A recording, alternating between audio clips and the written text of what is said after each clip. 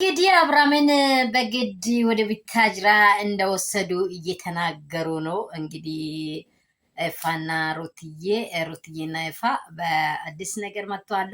ምክንያቱም ዴቪን ጠርተው ነበሩ። ዴቪን ሲጠሩ ምንድነው ያለው?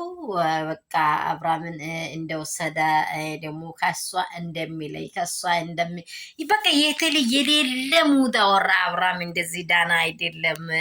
አሁንም በአብራም ላይ ሌላ ሟርት እያወሩ ነው ማለት ነው። ሌላ ሰበብ በቃ እኔ እንጃ አብራም በህይወት እንዲኖር የሚፈልጉ ሰዎች ናቸው ወይ? መጀመሪያ እነዚህ ሰዎች የአብራምን የትላንትናን ሳቅ አይታችኋል። ግርማ ሞገሱን አይታችኋል። ሁሉ ነገሩን አይታችኋል። አንድ ሰው 5 ሚሊዮን እየደረሰ ሰው በጥቅማ ጥቅም ተይዞ ይስቃል ማለት ስህተት ነው። ሰው ልጅ ፈራሽ ነው፣ ሟች ነው፣ ጠፊ ነው። የዚህ ዓለም ነገር ምንም አይነካካው። ምክንያቱም ስለዛ ሽልማት ስለዛ እንትን ስለገባው እንትን ምንድነው ስለ 500K ስለገባ ስለሚከበርበት ሳይሆን አብራም ትዳሩን ፈልጎ ወደ ቤቱ መጥቷል። ግን አስጨናቂና ጥቃቂን የሆኑ ቀበሮች ከአብራም ህይወት ላይ በቃ ምስቅልቅል ያለ ስራ የሚሰሩ ውሾች፣ ወንድም አይደለም ውሻ ነው። ይሄ እኔ እንጃ ትዳር የሚያከብር ሰው ነኝ የሚል ይሄ ዴብ ውሻ ነው፣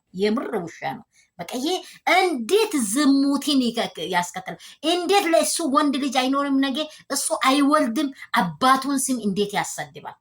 ሄርሜላ ሚሊዮን ብር ብትከፍለው ኖ ኖ ኖ ኖ ወንድሜን እኔ ከትዳሩ አልነጥልም። ይሄ ሳቅ እውነት ተመልሶለታል። እውነትን ለምን እውነት ነው ብላ ያታውረም ዴቭ። ይህን ቪዲዮ ይድረስለት፣ አውሩት፣ አድርሱት። የምር አንተ ትልቅ ነህ፣ ግን የአስተሳሰብ ትንሽ ነህ። የጋሽዬ ልጅ አይደለም። ያስተሳሰብ ትንሽ ዜሮ፣ በቃ ዜሮ እኮ ዋጋ አላት።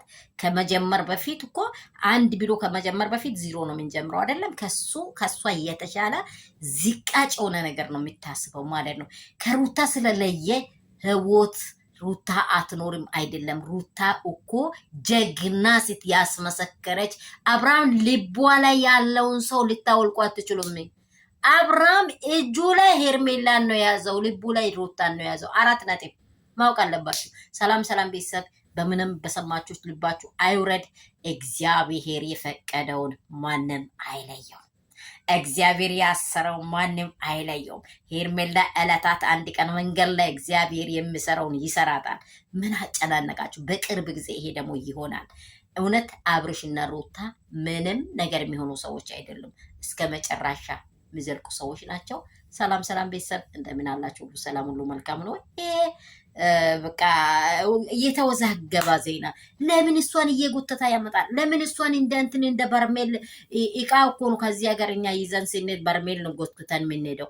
እንዴት እንደ በርሜል ጎትቶ ያመጣታል? ዝም ብላ እሷም አፏን ይዛ ባለጌ ነኝ ትላለች። ኤፋን እሷ ፈልጋባት ከመጠች እሷ ጋር አቁቷ ከቆመች እንዴት አይፈልግም? ወንድ እንዴት አይፈልግም እንዴ? ወንድ እኮ የበሰለበት ቦታ ነው የሚሄደው። እንዴት አይፈልግም? እሷ በራቁቷ ዝም ብላ ለእያንዳንዱ ጣቅ የምታረከው ውሻ ይሄን ነገር